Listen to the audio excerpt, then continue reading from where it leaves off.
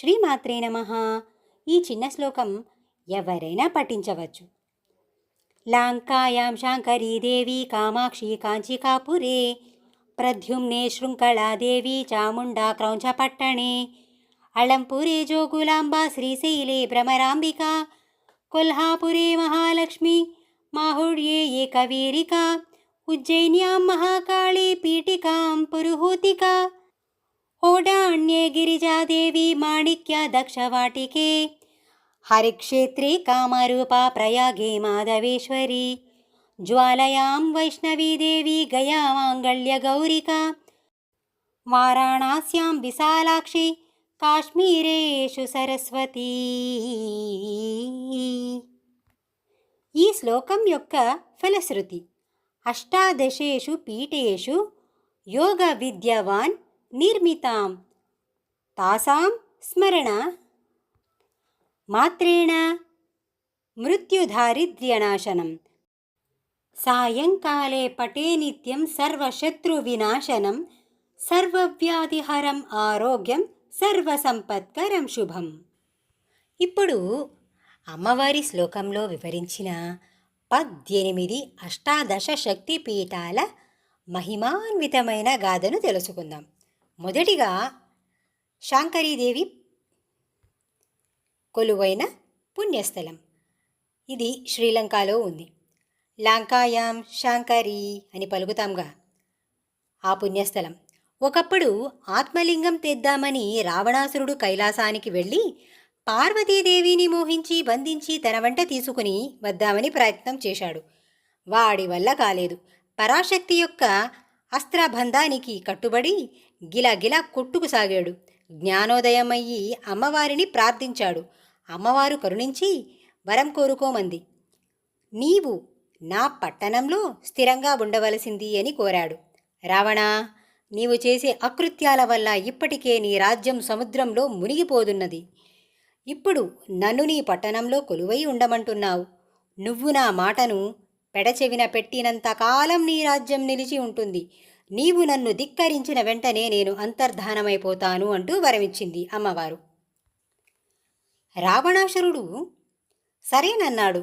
లంకారాజ్యంలో అమ్మ శాంకరీదేవిగా ఆవిర్భవించింది.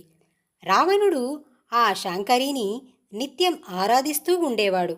సీతాదేవిని అపహరించి తెచ్చి ఆమెను అశోకవనంలో బంధించాడు రావణుడు. అది మహా అపరాధం.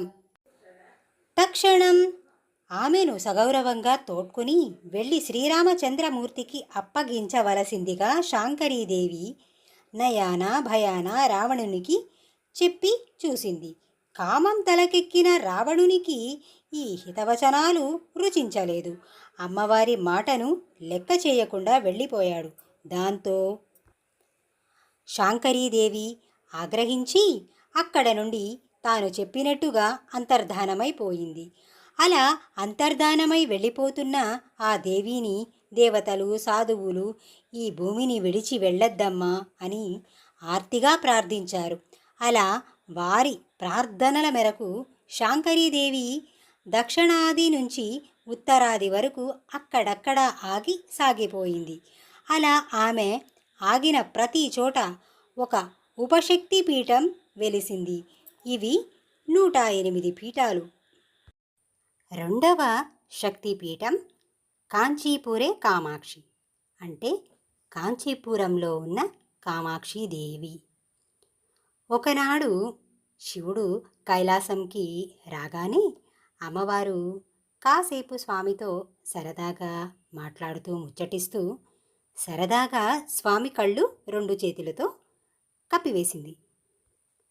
అంటే ఆమె తన 2 చేతులతో శివుడు 2 కళ్ళును మూసివేసింది. పసిడి కాంతులకు పార్వతి దేహఛాయ నల్లగా మారిపోయింది. అది చూసుకొని పార్వతి తల్లడిల్లిపోయింది. శివుడు, పార్వతీ, నీవు నా కన్నులు మూయటం వల్ల లోకమంతటా అకాల ప్రళయం సంభవించి ఎన్నో జీవరాశులు మరణించాయి. ఆ జీవహింస ఫలం వల్లనే నీకు ఈ దేహం ఈ వర్ణం సంతరించుకుంది. నీవు బదరికా ఆశ్రమంలో వెళ్ళి అక్కడ తపస్సు చేస్తున్న కాత్యాయన మహర్షి పుత్రికగా జన్మించు అని చెప్పాడు. ఆ విధంగా కాత్యాయనునికి పుత్రికగా జన్మించి పార్వతి పెరిగి పెద్దదై కాంచీపురం చేరింది. అక్కడ ఓ మామిడి చెట్టు కింద ఉన్న సైకతలింగాన్ని గుర్తించి ఈశ్వరుడికై ఆ చెట్టు కిందనే తపస్సు ప్రారంభించింది. ఆ తపోజ్వాలలు కైలాసం దాకా వ్యాపించగా శివుడు కైలాసాన్ని గంగతో నింపేశాడు. అక్కడ నుంచి గంగ భూలోకంలోని కాంచీపురం మీదగా దూకింది. గౌరిని గంగను కట్టడి చేయడానికి దుర్గను పంపింది. ఆమె విశ్వభక్షమునే కపాలంలోకి గంగను ఆకర్షించడానికి ప్రయత్నించగా శివుడు గంగా ప్రవాహాన్ని మరింత ఉధృతం చేశాడు. కాత్యాయిని పుత్రిక భయంతో తాను నిత్యార్చన చేస్తున్న ఏకాంబరేశ్వర సైకతలింగాన్ని ఆలింగనం చేసుకుంది. అలాగే ఉండిపోయింది. శరణార్థరక్షకుడైన బోలాశంకరుడు ప్రత్యక్షమయ్యాడు. బ్రహ్మ పౌరహిత్యంలో ఆ కాత్యాయిని పుత్రికను శివునికి కన్యాదానమిచ్చాడు నారాయణుడు. గౌరీ శంకరుడి ఇల్లాలి అయింది. ఆ సుముహూర్తంలో ఆ కాలంలో గౌరీదేవి తన భక్తుల కోర్కెలను తన వీక్షణముల ద్వారానే తీర్చటం చూసిన శివుడు, దేవి భక్తుల కామితములను వీక్షణముల ద్వారా తీర్చినా నీవు నేటి నుండి కామాక్షి అనే సార్థక నామంతో వర్ధిల్లుతావు అంటూ అనుగ్రహించాడు. సతీదేవి యొక్క కంకళము పడిన ప్రదేశములోనే కామాక్షిదేవి కొలువై ఉంది. ఇకపోతే మూడవ శక్తి పీఠం ప్రద్యుమ్నే శృంఖలాదేవి. త్రేతాయుగంలో దశరథుని పుత్రిక అయిన శాంతను ఋష్యశృంగ మహర్షి వివాహం చేసుకుని ఈ శక్తి పీఠం క్షేత్రం గల ప్రాంతంలోని దేవిని చాలా కాలం ఉపాసించాడు. ఈ ప్రాంతంలో ఇప్పటికీ శృంగగిరి ఉంది. ఇక్కడ ఆ మహర్షి చాలా కాలం తపస్సు చేశాడు. తర్వాత దేవి ఆజ్ఞ మేరకు ఈ పరిసర ప్రాంతాల్లో కొన్ని శక్తి క్షేత్రాలను ఏర్పరిచి శృంఖలాదేవి శక్తిని భాగాలుగా చేసి ఈ క్షేత్రాలలో స్థాపించాడు.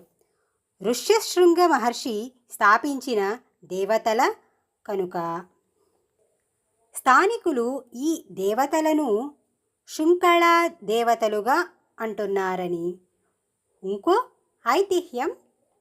10 పదార్థ చర్చ మీదగా ఎన్నో వ్యుత్పత్తులను వెతికినప్పటికీ ఇది శక్తి పీఠ క్షేత్రమని మొట్టమొదట నిర్ధారించినది మాత్రం ఆదిశంకరాచార్య భగవత్పాదులే.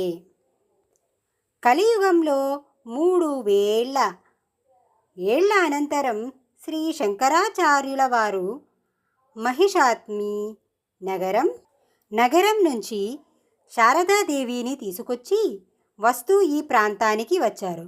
ఇక్కడ వచ్చేసరికి ఇక్కడున్న సాత్విక శక్తి ఆదినాథ క్షేత్రం శక్తిపీఠం క్షేత్రంగా భావిస్తున్నారు. దీనికి కారణం పైన చెప్పుకున్న పాండుపాలో ఆలయం లేదు.